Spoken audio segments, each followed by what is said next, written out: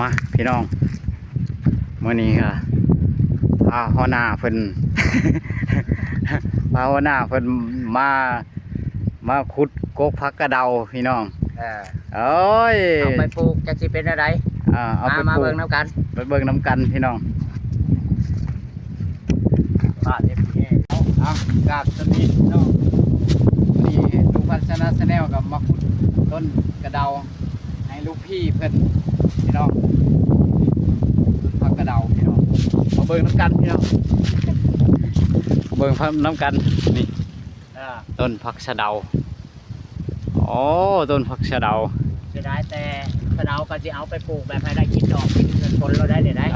ได้ทำมาครับผลเราได้เริ่มออกดอกแล้วต้นผักสะเดาอ๋อเพิ่นสิเอาไปปลูกพี่น้องเพิ่นสิเอาไปปลูกได้นี่ไหนกำลังเดี๋ยวนี้กำลังกำลังสิกลอยู่เดี๋ยวนี้กลผักกระเดาไปปลูกเอาต้นน้อยไปเอาต้นใหญ่เลยปลูกต้นน้อยมันน่าได้กินเหรอปลูกต้นใหญ่ให้ได้กินไว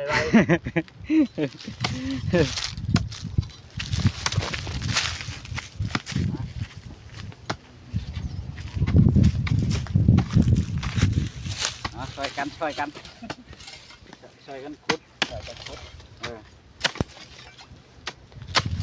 มาเด้อพี่น้องเด้อมาขุดห้าผักสะเดาน้ำกันเด้อกระเดาพวกกินบ้านเราแต่บ้านเราบ่เดาผักกระเดากับบ่ป้องว่ะ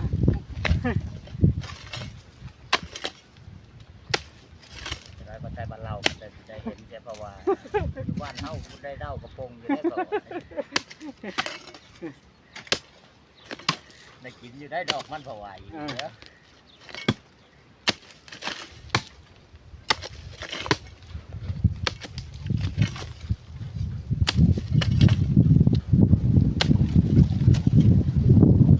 เอาลายได้บ่ฮะเอาทำนี้เนาะ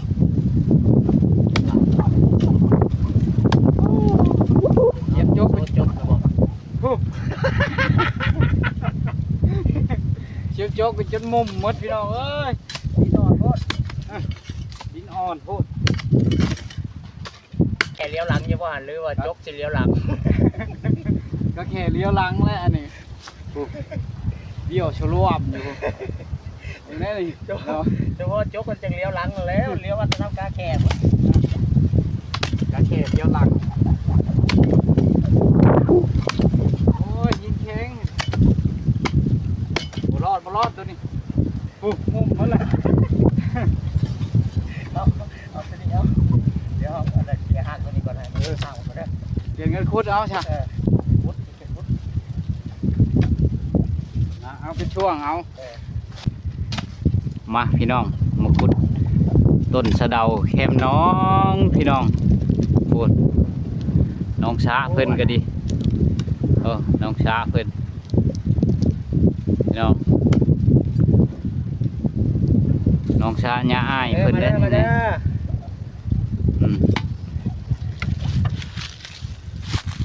ให้คนผู้ให้ใหญ่คนเกือบรอก็ไอซิน ไอซินเพิ่นมาเอาต้นผักสะเดา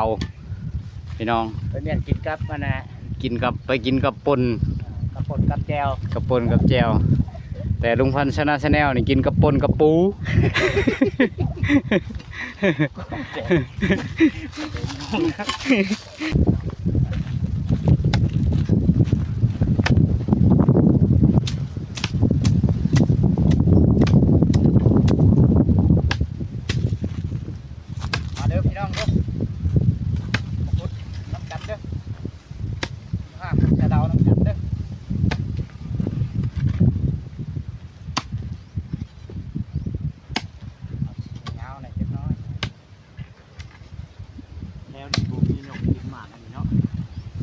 เบิดหนกที่เก่ามันยังใช่เพราะมันเกิดที่ลงครับนักกันเกิดที่ลงมีเกิดเดี๋ยวนี้อยู่ต่างประเทศครับปุ๊บได้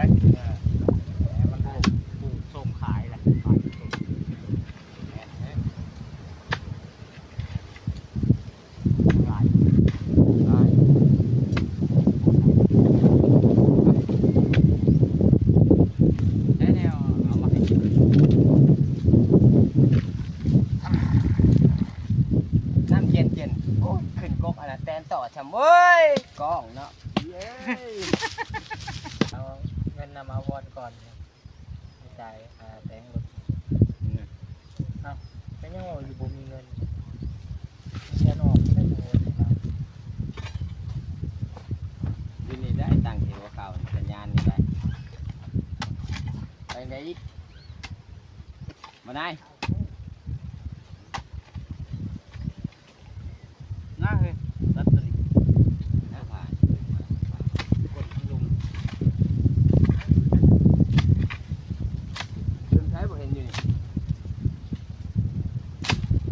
จะลงน้ำนี่ได้ล ล ง งเอาลงน้ำแห้งมันเบาแหละผัวไปขึ้นเพื่อนอีพุ่ยผม ได้ลงเบิด ใส่โฮมยังคนน่ะ จะฟ้ากิน โอ้ยมันคาหินอันนี้นี่ บุยที่แจ้งเข้าห้องเลยดูบุยแต่ไวไฟ มันคาหินอันนี้มันลงแล้วนี่ เบาขี้หีสาวผู้หายเดากับอายกันนอนไปเลยบุยไปถือรถนะไปถ่ายอยู่ลุ่มนะก็เรือทีบแล้วนะ เอาว่าเสียบจกไง ต้นผักกระเดาพี่น้องเอาไปปลูก ย่านวัน ทำใน นี้ ก ไป ระ คุ เป็ ด ดพี่น้องต้นสะเดา โอ้ยกล้องเลยกล้องทีแต่กล้องทีนี้ก็มาได้เนาะกล้องลุงพันธุ์นี่นะลุงพันธุ์ชีแล้วลืมว่ะ ทำทีแล้ว ชีแล้วลืม ทำชาแนล ลุงพันธุ์ชีแล้วลืมเพิ่นชีได้ตัดออกหลายแล้วเจอมาถ่ายไก่เฮาได้นะบุ้ยนี่หักเขาไว้พายไปกูนะ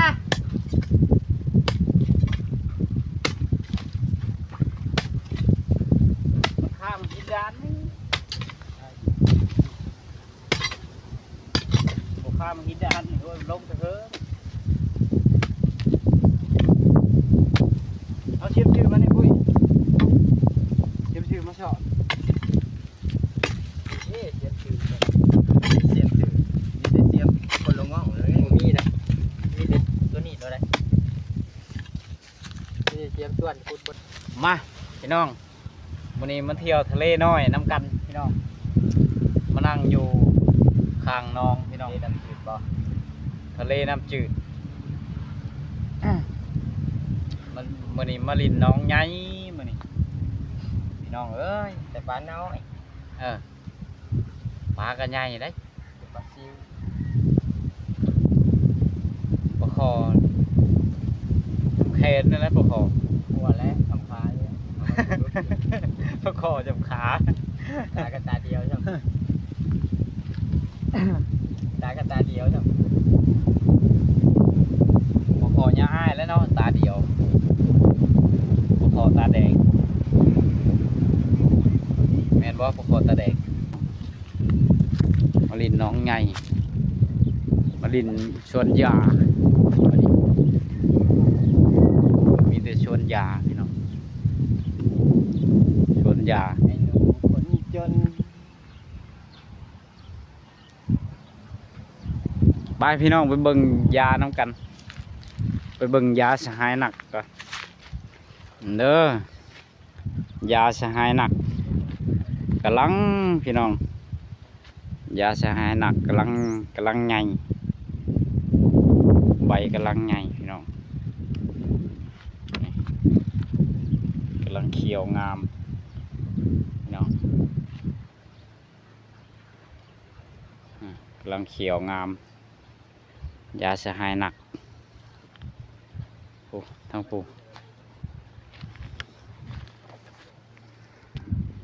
กำลังงามพี่น้องเลยสวนยาสวนยาสหายหนักน้องเอ้ย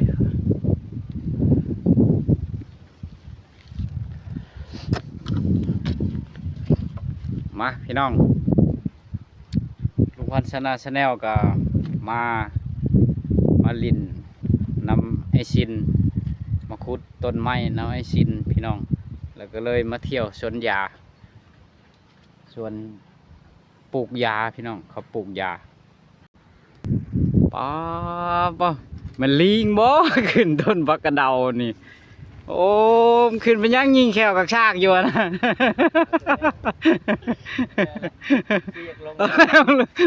สลาวเบิ้งฮะสลาวเบิ้งฮะโตโยลงกะลีได้ฮะลงกะลียาสลาวโต ยาดิ ยาคือชันดิ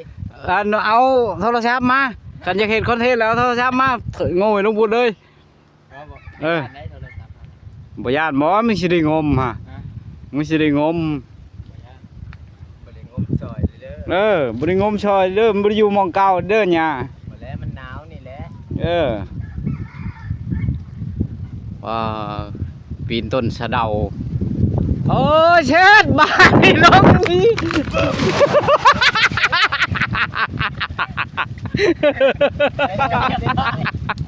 เรียบร้อยทำได้บ่ายเลย ปีน